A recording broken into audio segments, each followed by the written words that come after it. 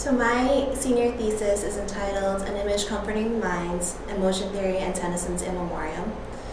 I came across Tennyson in my sophomore year in my Victorian literature classes, and I wrote a term paper on his poem, The Lady of Shalott. And I really liked Tennyson and decided that I wanted to explore more of his works. So in my junior year, I took literary criticism and theory with Dr. Rayburn, and I studied Cicero's emotion theory.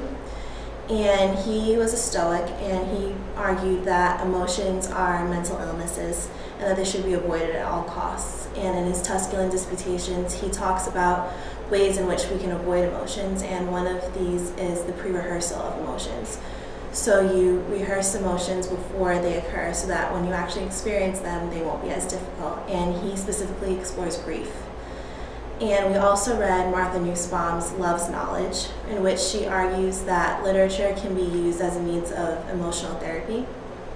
And separately, I also read her Upheavals of Thought, in which she explores the pain and grief that she felt as a result of her mother's death, and continues to explore stoic theories of emotion and to modify them. I was really interested in the way that she viewed emotions as judgments of value on an object that is of personal value.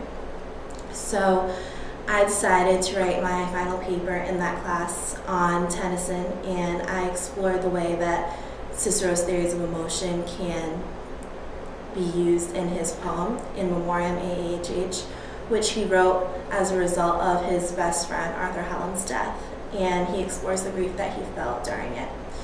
And after I wrote this paper, Dr. Rayburn and I spoke, and we decided that it would be great to explore this further in my senior thesis project in the fall of my senior year.